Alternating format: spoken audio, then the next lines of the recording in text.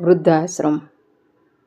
મા બાપનો પ્રેમ એમના સંતાનો પ્રત્યે.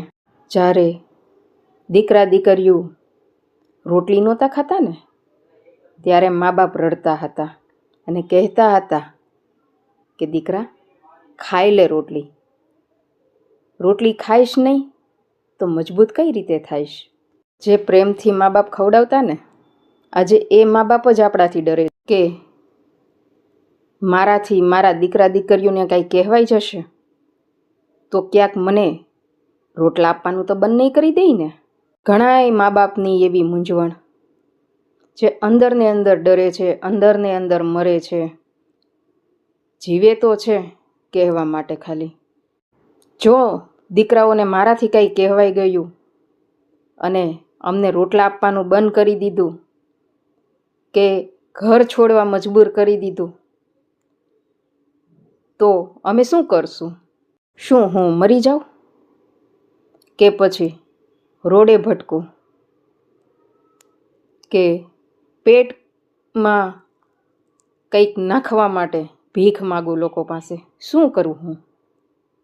અનેક મા બાપની આવી મૂંઝવણ, જે નથી કોઈને કહી શકતા, નથી સહી શકતા.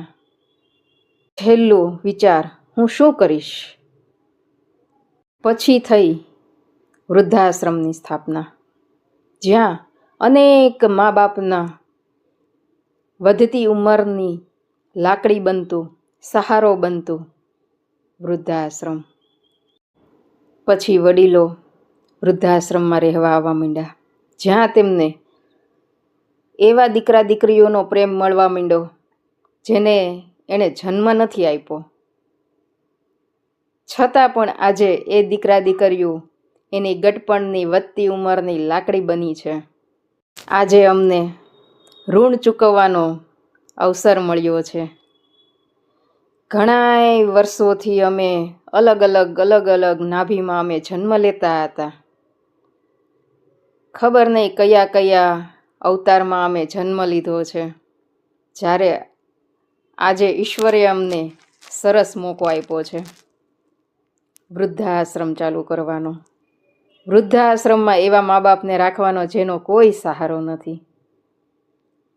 જ્યારે અમે અલગ અલગ નાભીમાં જન્મ લેતા હતા ને, બસ આજે એ જ બધા જ મા બાપ એક સાથે અમને એમના દીકરા દીકરીઓ જ્યારે અમે એના પેટે જન્મ લેતા હતા ને, આજે એ ઋણ ચૂકવવાનો અમને અવસર મળ્યો છે.